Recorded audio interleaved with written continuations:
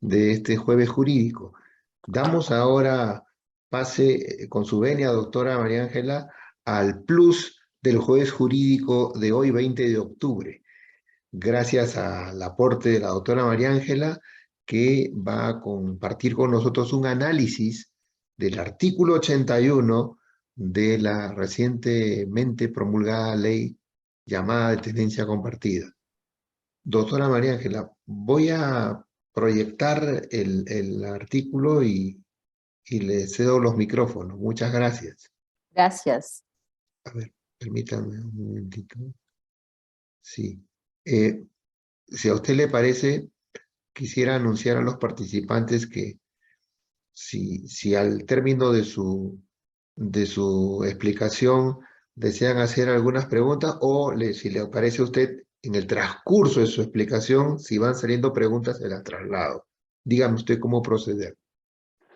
Bueno, quiero hablar de este artículo que con mucha humildad es un aporte más a lo que los abogados, colegas vienen haciendo, pero el plus está que el tema de los niños es un tema tan sensible, tan humano, que tiene que ser tocado siempre con mucho respeto, ¿no? Esta tendencia compartida es de los niños, no es de los padres, es de los Do- niños, Doctora, ¿no? entonces mejor que los participantes formulen sus preguntas y Sí, que por poner su al pregunta, final, sí, así ya es. distinguidos participantes por el chat van anotando, yo al final de la explicación de la doctora, de su análisis, le formulamos las preguntas. Muy agradecido. Bien, tenemos enfrente el artículo 81, ¿no?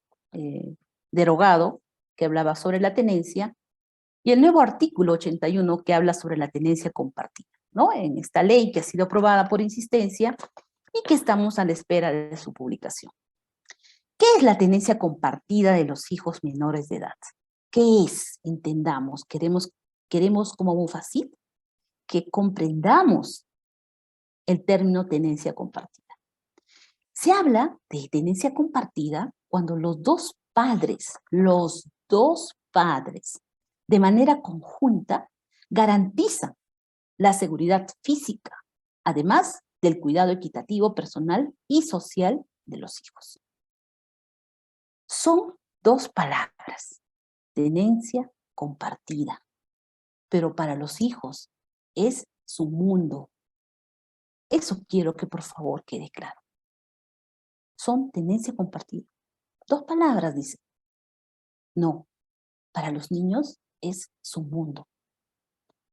La lógica defiende que se retire la locución excepcional, porque los niños que están involucrados en divorcios conflictivos no se lo merecen.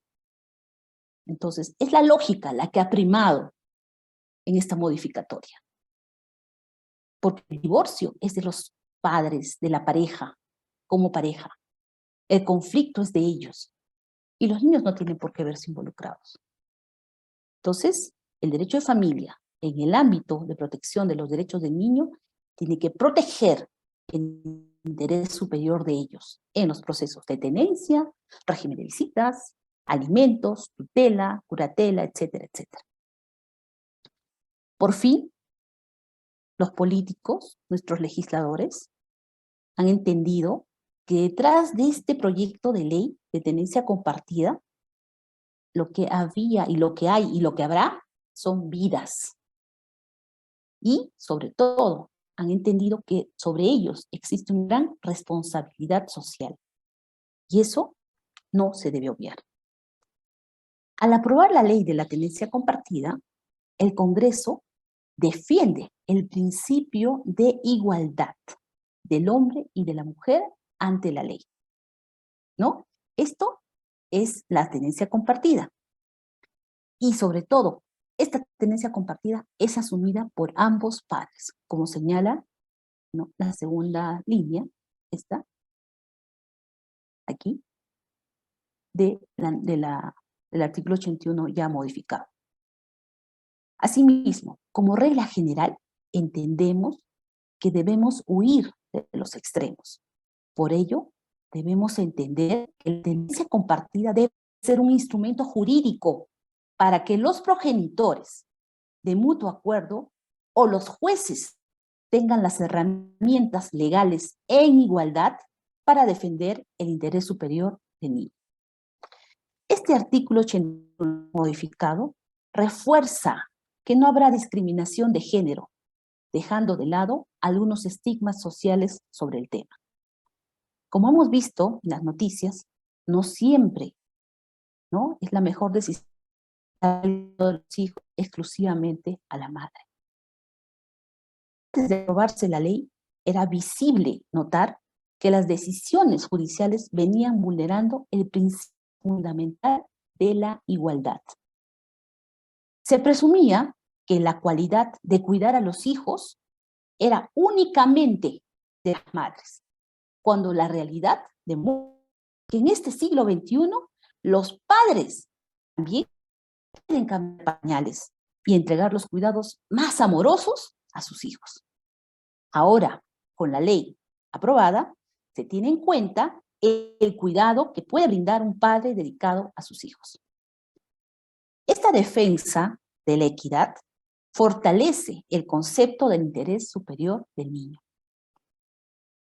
Compartida reduce la conflictividad en los progenitores, resetea la vida familiar, resetea la vida personal de los progenitores, resetea dónde van a vivir. Por lo que recomendamos a los abogados y a los conciliadores extrajudiciales orienten a papá y mamá a reforzar el sano interés de ambos padres con sus hijos, excepto que no sea posible o resulte perjudicial para el menor, como lo señala aquí, ¿no?, la ley, la modificatoria del artículo 81, excepto que no sea posible o resulte perjudicial, tal como lo señala este artículo, garantizando en todo momento el interés superior del niño. Dígame entonces si este artículo no es fantástico, maravilloso, porque a todas luces y en cada letra está protegiendo el interés superior del niño. En este sentido, esta es una exigencia para los jueces que de ahora en adelante deben gozar, ¿no? Deben de tener el privilegio de ahora en adelante de llevar procesos judiciales en familia desde una perspectiva de infancia y una perspectiva de familia. Esa es la perspectiva que deben tener ahora en adelante los jueces de familia, si es que ya no lo tenían. Y eso va a significar que van a tener ellos, los jueces y los fiscales y el equipo multidisciplinario, la capacidad de medir, la capacidad de observar, de estudiar las cualidades que tiene cada padre. Ese es el trabajo que se tiene que dar. Porque este papá y esta mamá tienen que estar, si han llegado a la instancia judicial, es porque existe ahí una situación, pero esa situación tiene que ser observada, medida, estudiada por el juez, el fiscal y el equipo multidisciplinario. Son los tres guardianes de los derechos de los niños. Ellos tienen que proteger, desde el momento que ingresa la demanda de tenencia compartida hasta la sentencia de tenencia compartida, tienen que velar por el interés superior de los niños. Esto garantizará que la tenencia no se otorgará a favor de un progenitor desequilibrado o violento, salvaguardando en todo momento el interés superior del niño, niña y adolescente, claramente especificado aquí en el artículo 81. Esto significa, señores, impartir justicia con una perspectiva de infancia y de familia. Esto último se ratifica específicamente en el artículo 81 que señala, en esta parte última, excepcionalmente disponer la tenencia exclusiva a uno de los padres, salvaguardando en todo momento el interés superior del niño y adolescente, ¿no? Aquí, excepcionalmente. Y definitivamente, ¿no? Hay casos en los que no se puede ni se debe otorgar la tenencia compartida. Será el juez quien mida, reitero, y determine las circunstancias particulares y personales de cada progenitor, caso por caso. Aquí el juez especializado en familia va a dar pues claras luces de su preparación. El equipo multidisciplinario tendrá que tener pues un estudio más científico en sus evaluaciones.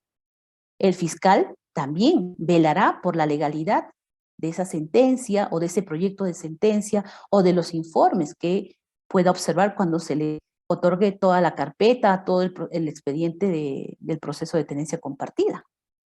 Entonces se entiende que estos magistrados, estos fiscales, este equipo multidisciplinario, están trabajando en un juzgado de familia porque tienen la especialidad, tienen el expertise, tienen el perfil, porque el sistema de justicia les ha dado ese mandato de que lo que tiene que prevalecer desde el momento que ingresa una demanda hasta la sentencia es pues prevalecer por sobre todo el interés superior del niño, ¿no? El interés superior del niño en una tenencia compartida es que mantenga el sano y natural vínculo con su papá y su mamá. Entonces, hay que garantizar que eso resulte hasta el final. Por eso es que excepcionalmente, al final, este artículo señala que ya agotado todo, ya no se puede la tenencia compartida, excepcionalmente, ¿no? Se tendrá que dar a uno de los progenitores. Pero esto siempre y cuando, ¿no?, existan razones justificadas para que esto ocurra. Entonces, definitivamente, esta situación nos va a llamar a todos, abogados, litigantes, jueces, fiscales, todo el sistema, todos los operadores de justicia, a actuar con decencia. Porque la demanda tiene que ser lo último. Ya es una situación por la cual tenemos que acudir a un tercero porque los dos no nos podemos poner de acuerdo. Asimismo, existen 3 principios por los cuales el juez debe guiar su trabajo. Considero, uno de ellos, el interés superior del niño. Segundo, el caso concreto de cada familia en particular. Y tercero, el orden público que debe salvaguardar los derechos del niño. Veamos algunos ejemplos. ¿Cuándo no será posible otorgar la tenencia compartida? Y por tanto, se dispondrá la tenencia exclusiva a favor de otro progenitor o de un familiar. A ver, que el comportamiento de un padre o de una madre no sea el adecuado para que el niño pueda convivir en ese ambiente. ¿De qué estamos hablando? Estamos hablando de situaciones peligrosas que logren alterar el ambiente del niño. O cuando la pareja de alguno de los padres no se comporte apropiadamente.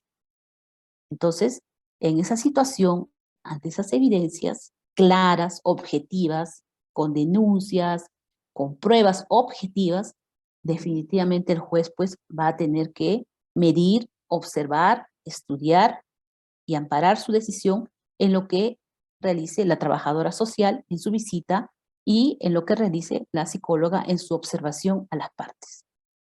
Entonces, definitivamente, lo último que un padre o una madre tendría que hacer es poner en riesgo el desarrollo del niño, poner en peligro su integridad física, psicológica o sexual, ¿no? Eso es la última persona, ni la última, es impensable, pero ocurre en la realidad.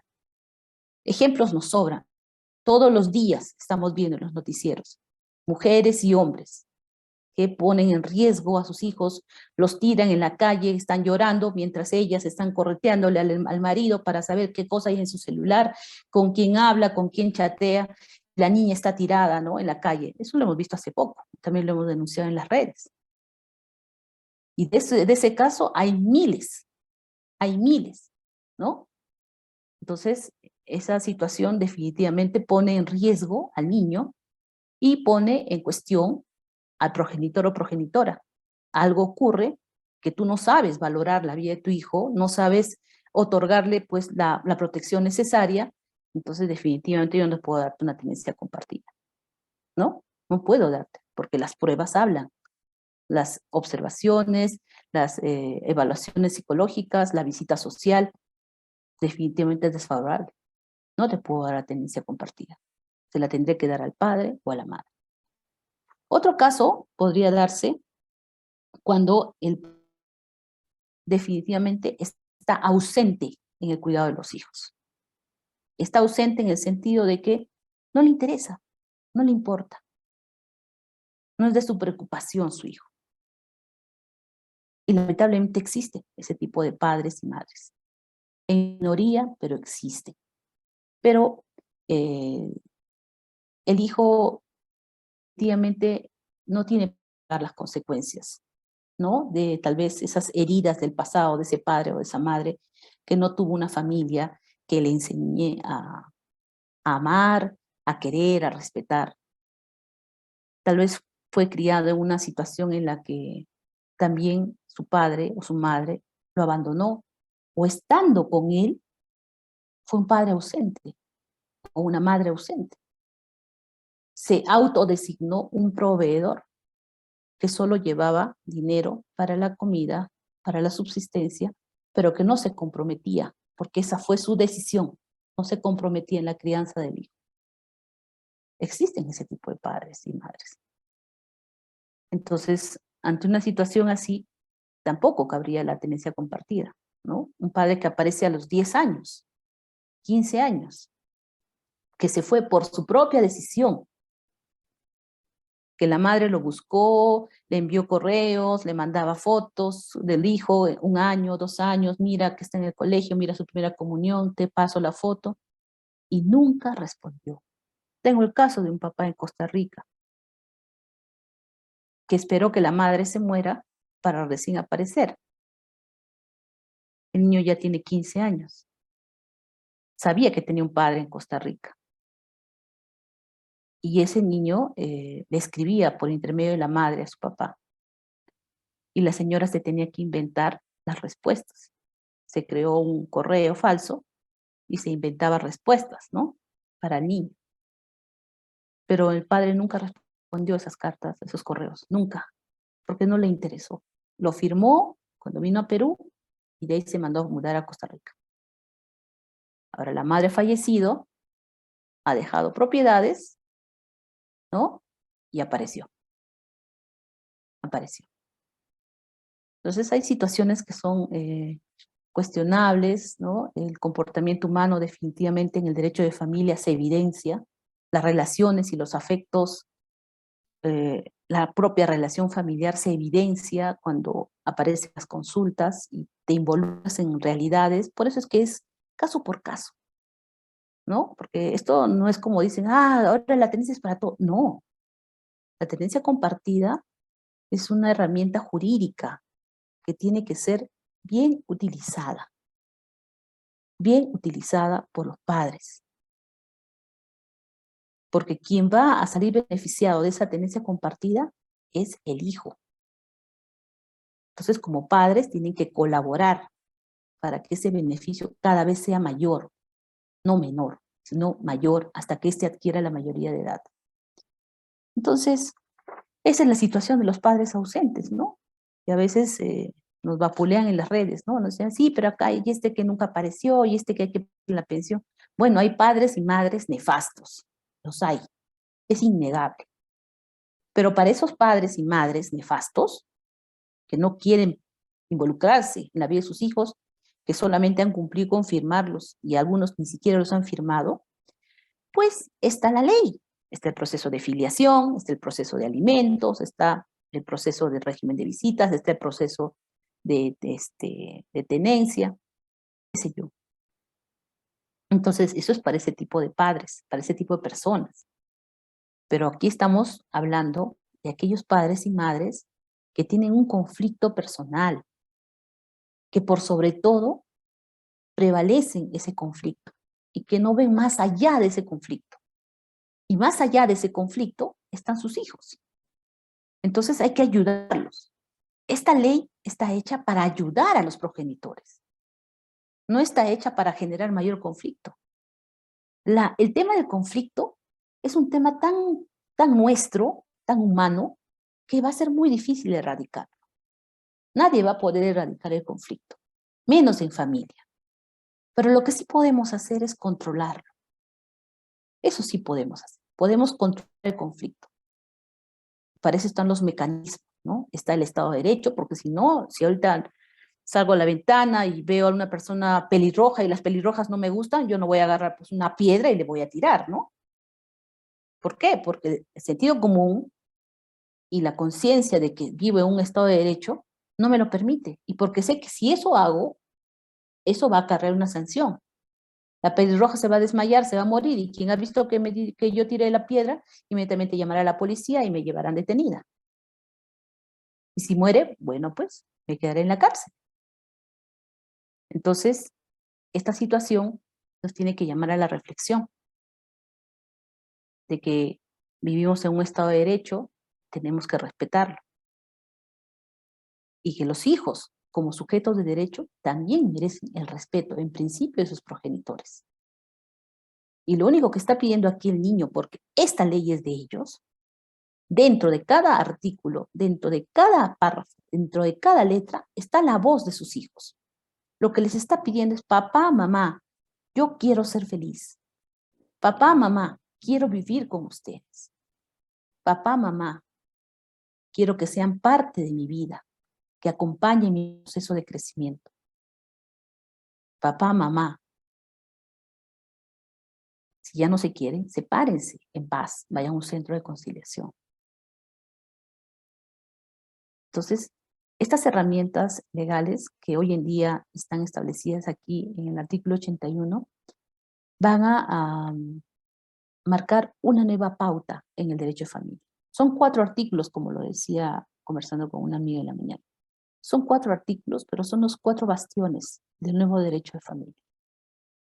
Y que todos, como familia, como abogados, como sociedad, como parte del sistema de justicia, tenemos que adecuar nuestras actuaciones. Así como tenemos un perfil para enfrentar un proceso de desalojo, ¿no? Los jueces que están preparados, los jueces civiles para enfrentar un proceso de desalojo, la policía judicial ya está capacitada para hacer el desalojo, el abogado ya sabe cuál es su papel, el fiscal ya sabe cuál es su papel, cómo uno, ¿no?, se adecúa hasta en sus emociones, sus sentimientos para un proceso de desalojo, en esa misma medida para un proceso de familia.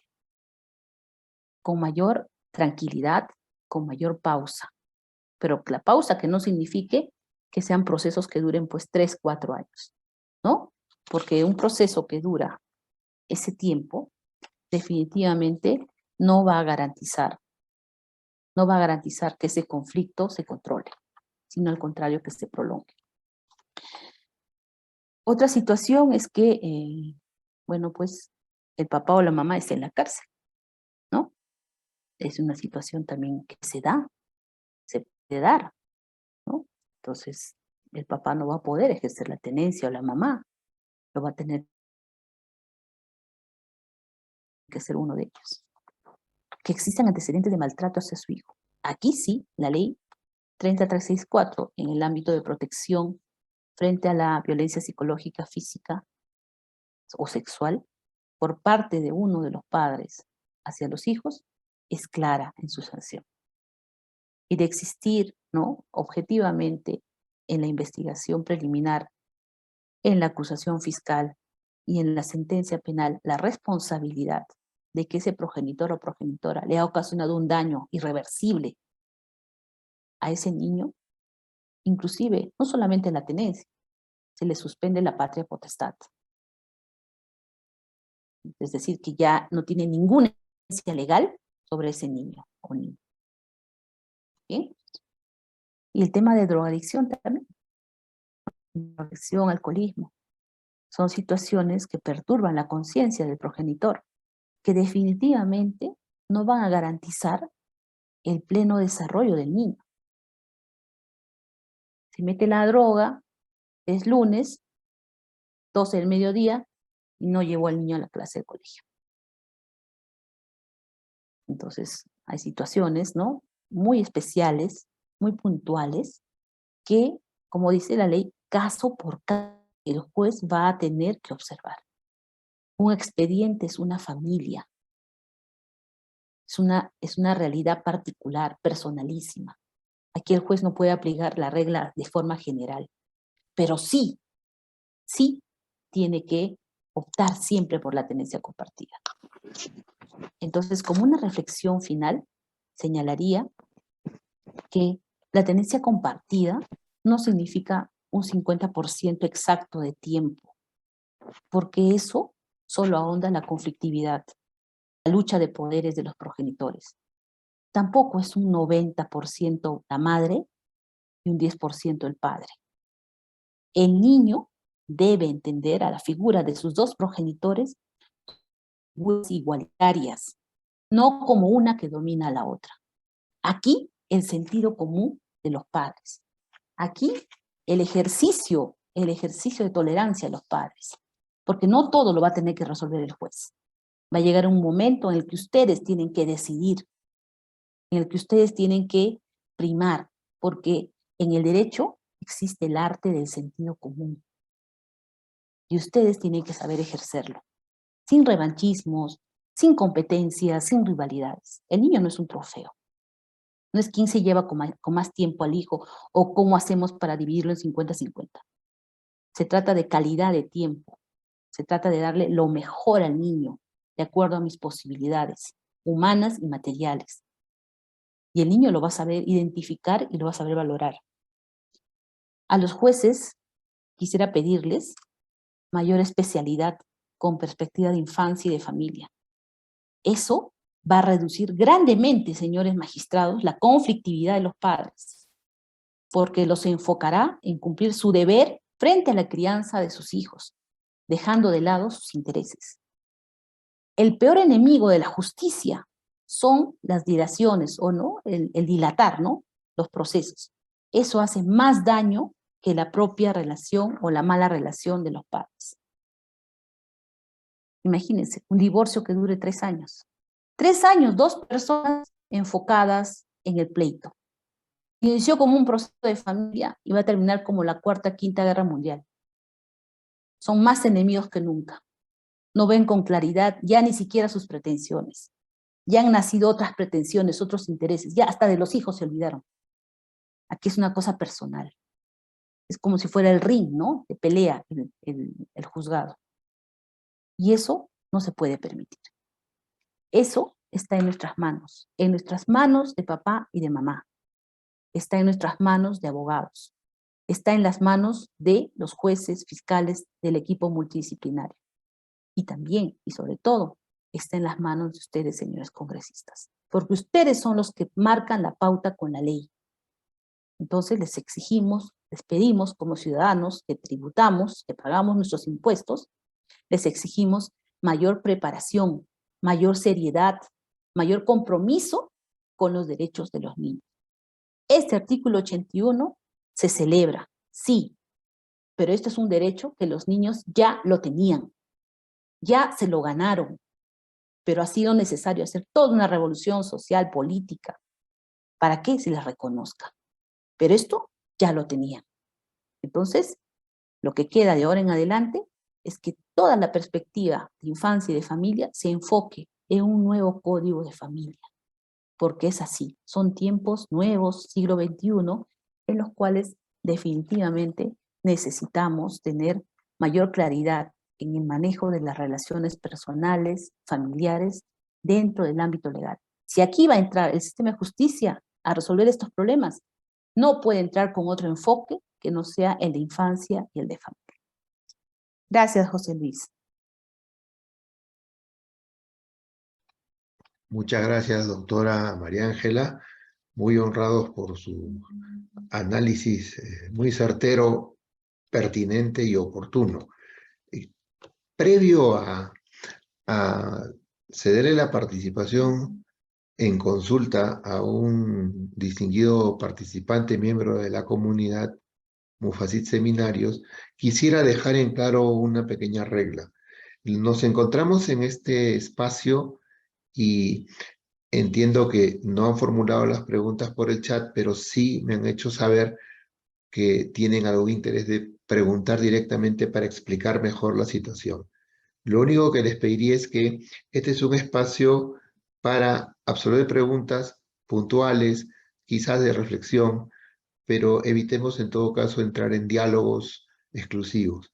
Previo a cederle el paso al primer participante, quisiera pedirle un comentario, doctora, justamente con relación al rol que van a cumplir los centros de conciliación a la luz de este nuevo artículo 81, porque lo menciona, ¿no?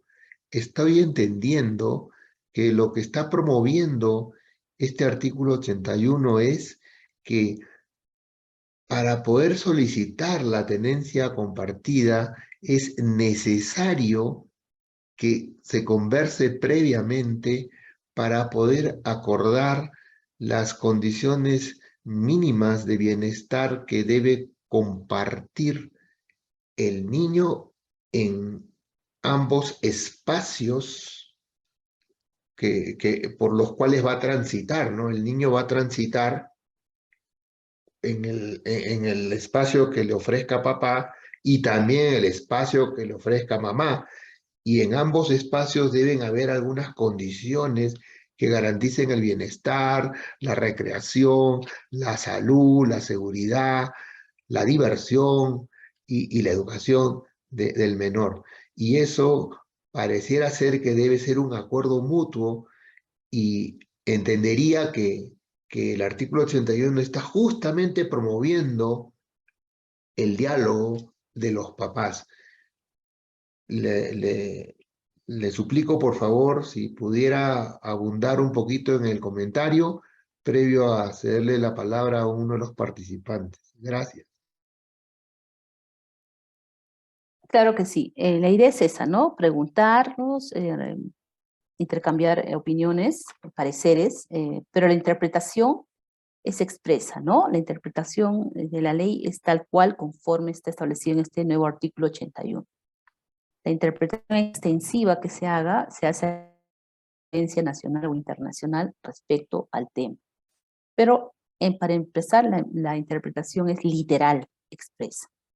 Con respecto a lo que señalas, definitivamente los centros de conciliación van a jugar un rol muy protagónico en favor de la tenencia compartida, ¿no? Que como le dije, no son dos letras, es el mundo de los niños, es todo su mundo. Entonces, tenemos que favorecer que ese mundo no se pierda, no se quiebre, no se rompa, y para eso los conciliadores, como operadores del sistema de mecanismo de resolución de alternativo de conflictos, están preparados. Pero ahora necesitamos estar más preparados que nunca. Tenemos la especialidad en familia, ¿cierto? Pero estos temas de tenencia compartida que antes no se daban, porque los centros de conciliación decían, no, acá solamente hablamos de tenencia exclusiva. Tenencia compartida, háganlo en un proceso. Ahora la ley les dice que no. ¿Justamente para qué? Para bajar la carga familiar en los juzgados. Y segundo, ¿para qué? Para que se activen pues las competencias, se activen las habilidades de los conciliadores. Porque si has llevado el curso de conciliación es porque tienes una aptitud, tienes un don. ¿Para qué? Para acercar a las partes en conflicto. El conflicto, reitero, es un tema tan natural en nosotros, los seres humanos, que tenemos que aprender a manejarlo. Y ante una situación de conflicto de pareja, ¿no? Es importante que el primer diálogo o el primer espacio sea pues el personal, el familiar.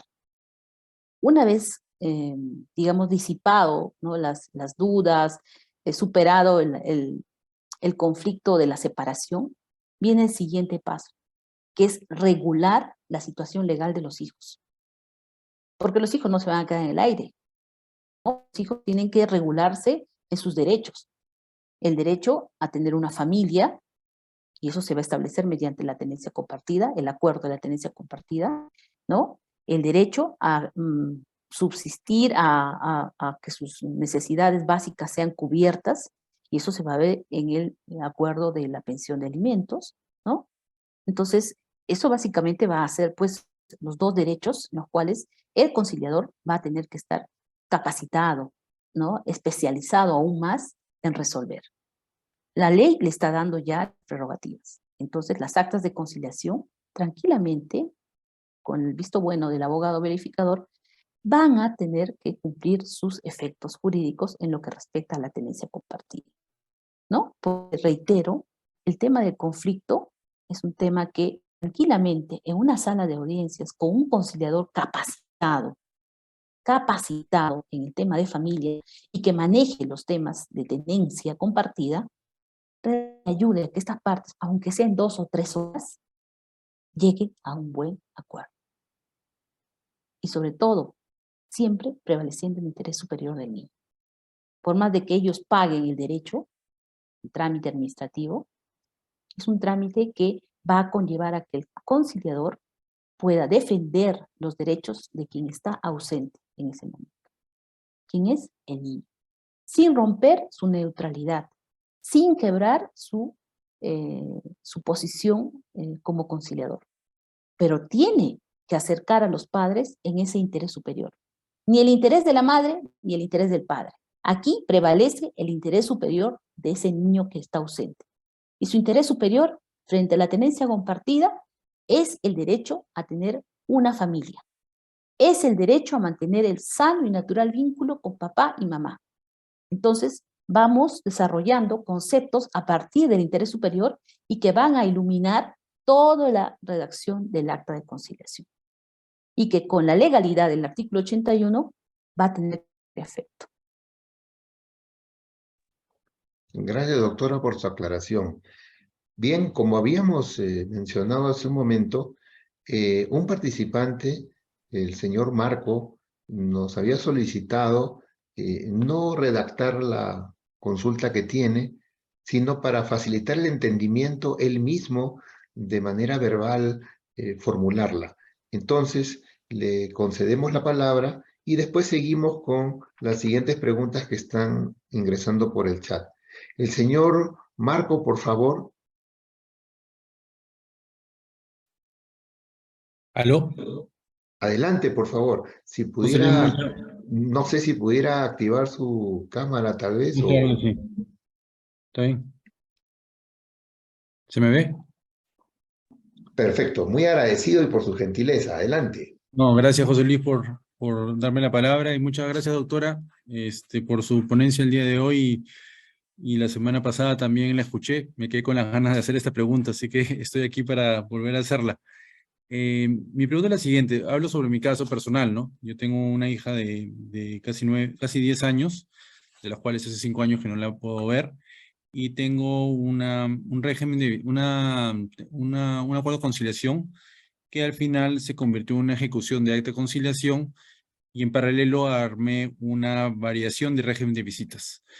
Esa variación me la dieron parcialmente y después me la observaron. No tengo el nombre legal básicamente la cual pues no me la dieron a otorgar y juntaron los dos procesos, tanto la ejecución de acta de conciliación como la variación de régimen, la ejecución de acta de conciliación, perdón, la ejecución de acta de conciliación en un solo proceso.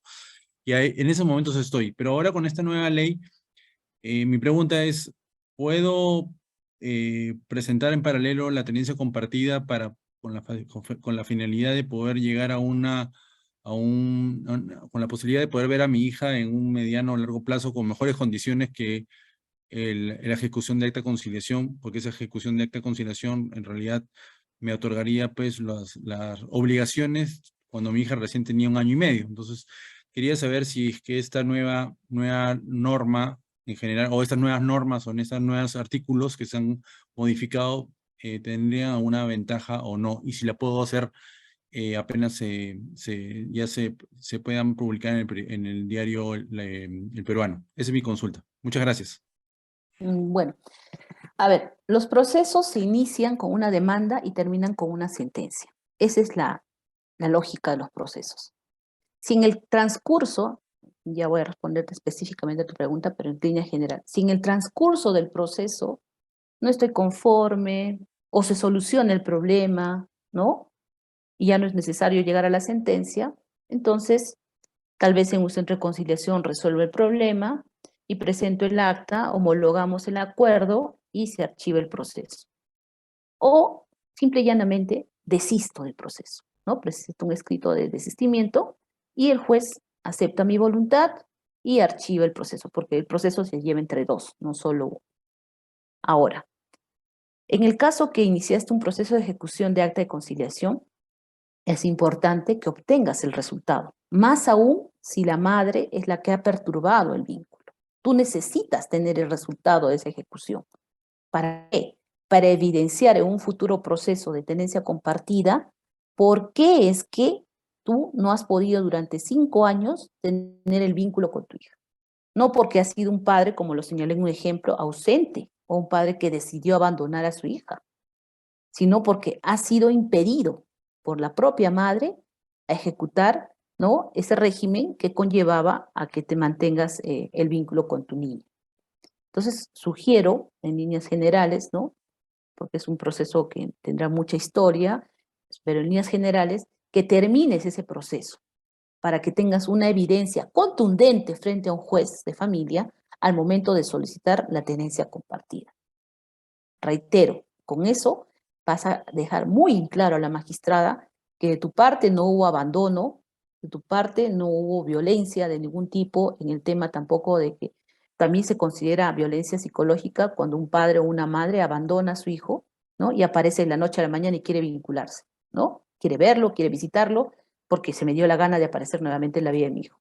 Entonces hay que descartar todas esas figuras y con esa sentencia de ejecución yo creo que tendrías un arma legal muy, muy fuerte, una herramienta legal muy, muy potente para demostrar que tú siempre has querido ser un padre presente, que has querido ejercer tu deber de corresponsabilidad, de presencia en la vida de tu hija, pero que la señora o la mamá de tu niña no lo permitió.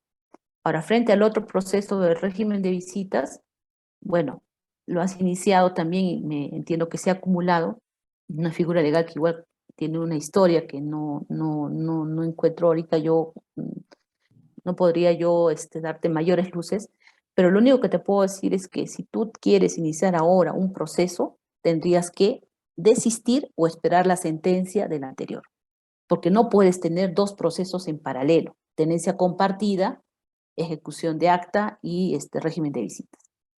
¿No? No se puede, no, eso es una situación que el mismo sistema va a advertir y va a decir, no, acá hay dos procesos con las mismas personas, pero con pretensiones que de una u otra forma tienen que ver con un tema de una menor. Entonces yo te sugiero que termines concluyas, te desistas o, como vuelvo a decir, esperes la sentencia para que inicies uno nuevo que es ya a partir de esta nueva normativa, ¿no? Con todos los requisitos, con toda la rigurosidad y con toda la interpretación literal del artículo 81. Ok, muchas gracias. Agradecemos la participación del señor Marco, igualmente la respuesta de la doctora María Ángela. Doctora, nos hacen una consulta por el chat, la acabo de recoger. Dice así: en el caso de una madre que tenía la tenencia y ahora está en Chile y los niños están con la abuela, entiendo que acá, ¿el padre podría pedir la tenencia exclusiva o la tenencia compartida? Es la pregunta disyuntiva. A ver, si la tenencia ha sido determinada en exclusiva para la madre, entiendo, o en un proceso judicial o en una conciliación, entonces es la madre quien tiene que ejercer la tenencia, el cuidado directo sobre los niños. Ahora, que la abuela materna haya sido delegada por esta madre, por su hija, para cuidar a sus nietos, es un tema que se vive, ¿no?, a diario. Y en tenencia exclusiva o tenencia compartida vamos a necesitar siempre el apoyo de la familia extensa, ¿no?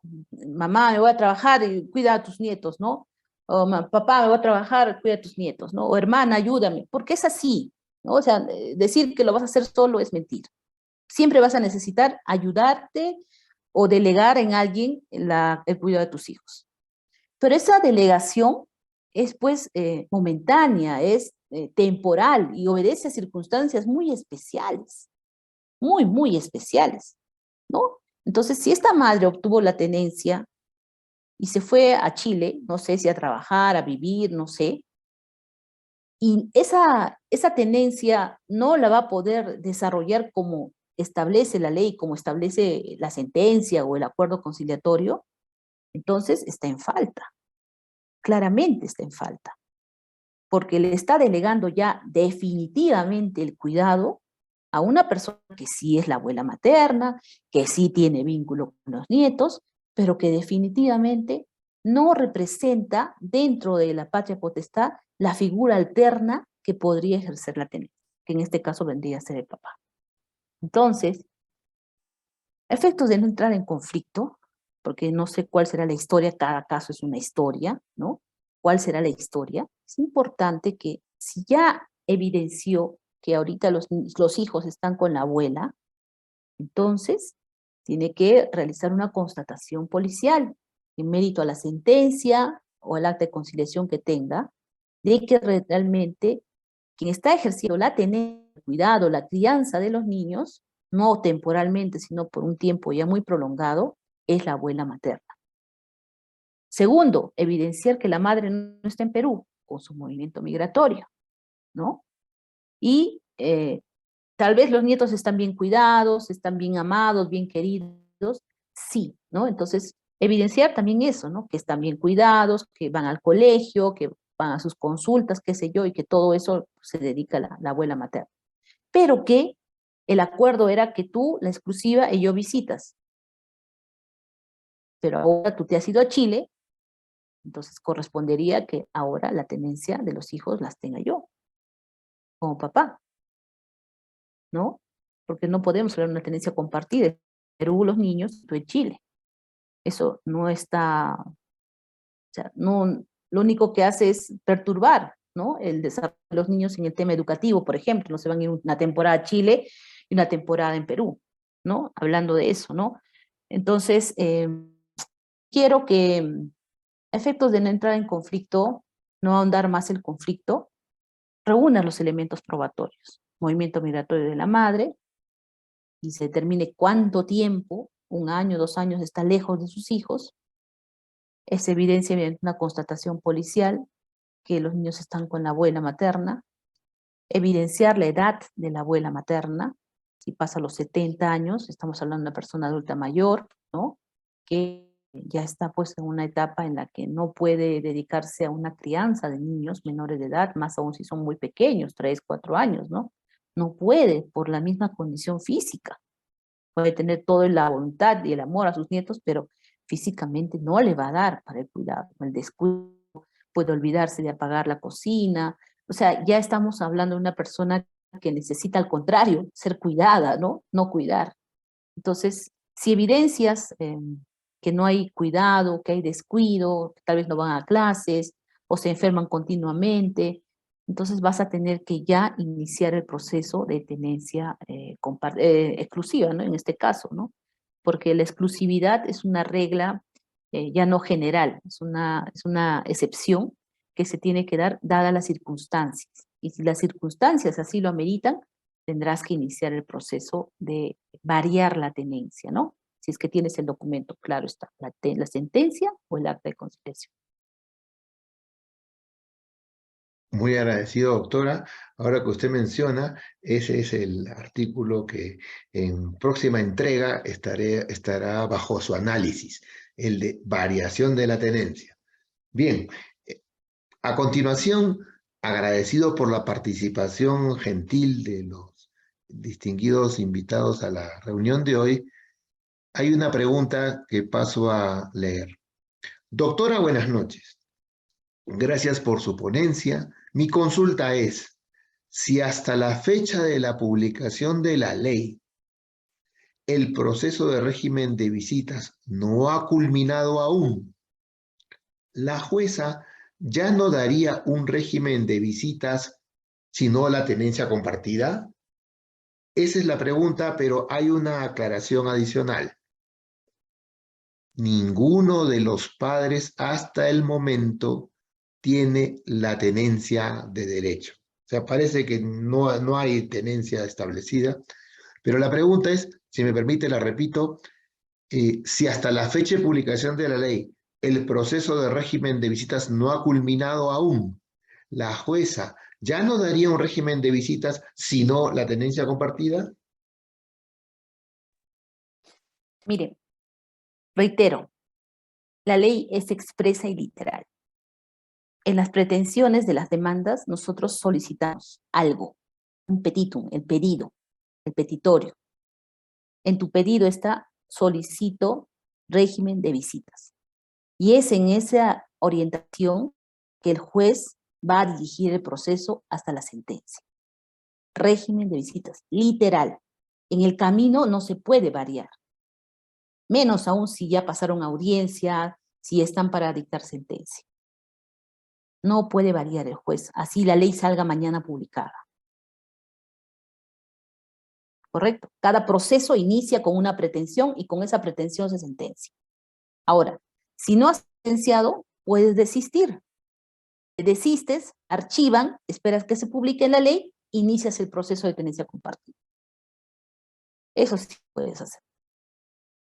Ahora, ocurre, nos separamos por lógica, por la lógica social, ¿no? Yo me quedo con los hijos, mujer, y tú te vas de la casa, ¿no? Y alguien por ahí le dice, tú como mujer, inicia el proceso de alimentos. Sí, sí, puedo hacerlo. Claro, si tú tienes la tenencia de hecho, ¿no? Entonces, para eso sí son rapiditos los amigos, las amigas, ¿no? Para dar interpretaciones de la ley. La tenencia de hecho es una figura que existe, pero es una figura provisional, que la prolongamos por descuido, porque no nos da gana de regularizar la situación de nuestros hijos, es otra cosa. Pero la tenencia de hecho es una figura provisional. Porque claro, esto ocurre el conflicto y en ese momento no van a estar pues, jalándose al niño, ¿no? Alguien se tiene que quedar y siempre se atribuye a la madre ese cuidado. Yo me los quedo. Ellos se quedan conmigo, tú te vas.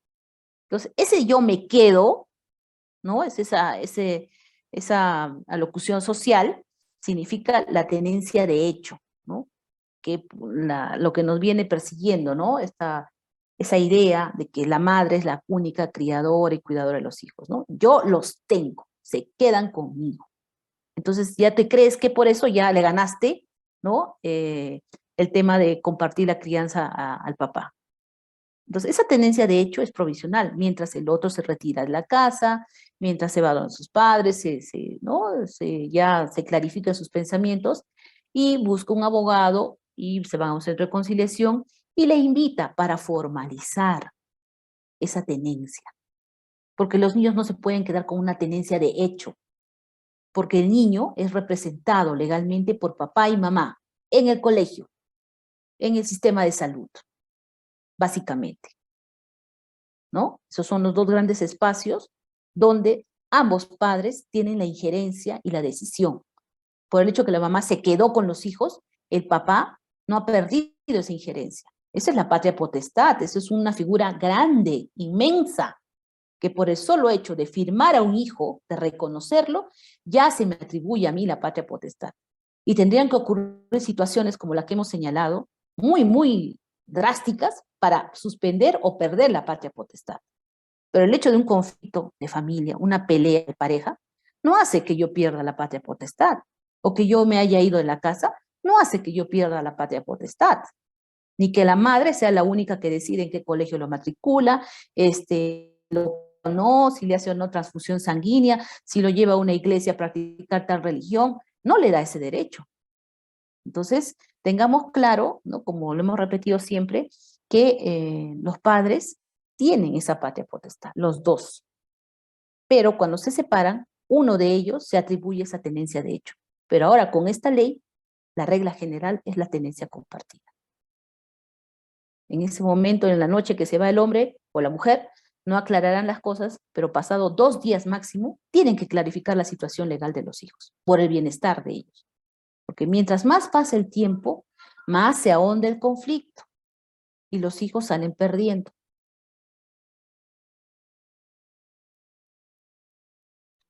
Muy agradecido, doctora. Permítame trasladarle, este es un comentario, no es una consulta propiamente, ¿no? A raíz justamente de sus respuestas, hay un comentario de un señor participante que indica: el juez no puede ir más allá del pedido en la demanda. Y es un comentario que traslado. Si le merece a usted algún No, comentario también. concuerdo totalmente. Es así, así de claro es. Y en todo caso, llegando ya al final de nuestra reunión, en vista que no hay mayores comentarios con relación al artículo 81, yo solo quería pedirle su opinión. Algunos detractores, sobre todo en medios de comunicación, han estado transmitiendo la idea de que ahora que se aprobó la ley de tenencia compartida, cuídate, le dicen a quienes tienen la tenencia en este momento, cuídate porque automáticamente los jueces van a determinar la tenencia compartida. ¿Qué opinión le suscita a usted al respecto de este tipo de malinformación de algunos medios de comunicación a la población?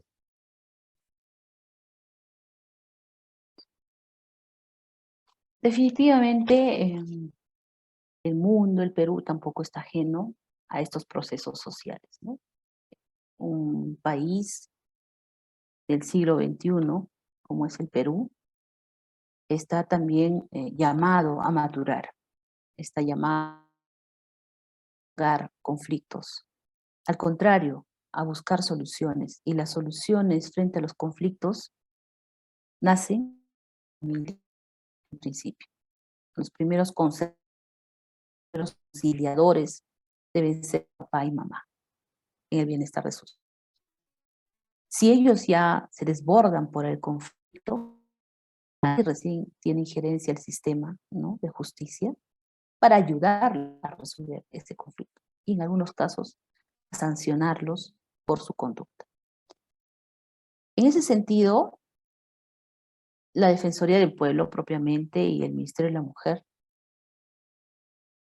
en lugar de ser entes que ayuden a que el Perú madure en la resolución de sus conflictos y sobre todo la familia, lo único que están haciendo es confundir a la gente, malinformar a la gente. Y me da mucha pena señalarlo. Como abogada, como ciudadana, como madre, como mujer, también elevo mi protesta, porque tengo derecho a protestar, en el sentido de que la Defensoría del Pueblo y el Ministerio de la Mujer no están definitivamente a la altura de los derechos de los niños. Porque lo único que persigue esta ley es justamente que el niño goce a plenitud de sus derechos, a tener una familia y papá y mamá. Y esto que va a permitir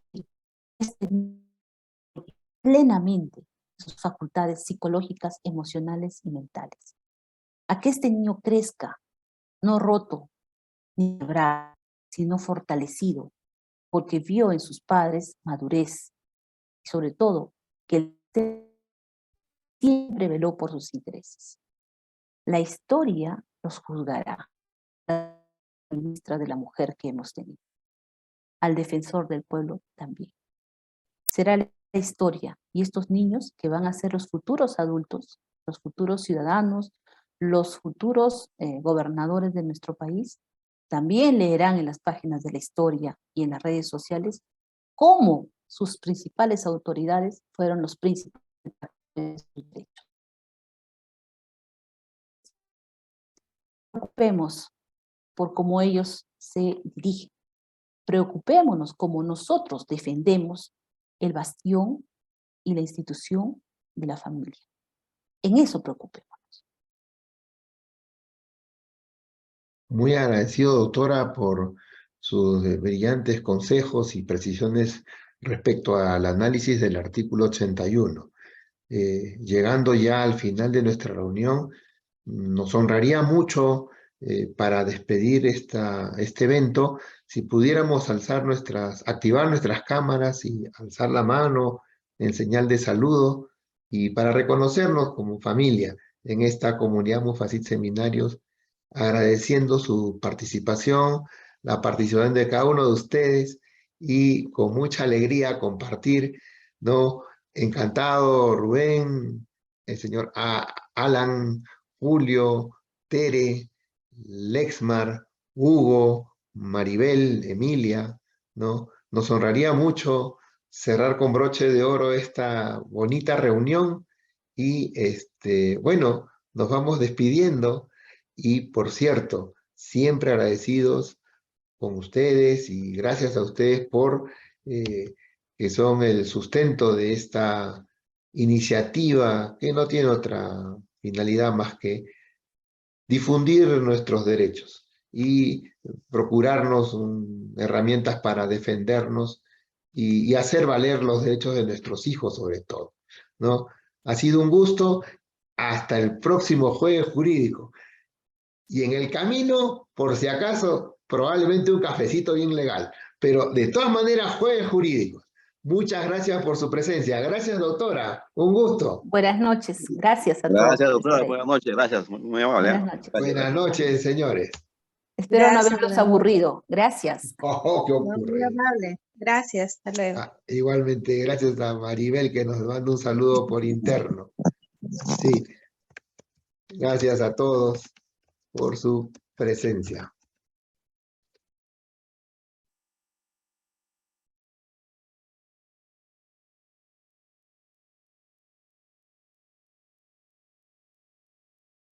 Vamos finalizando, muy amables.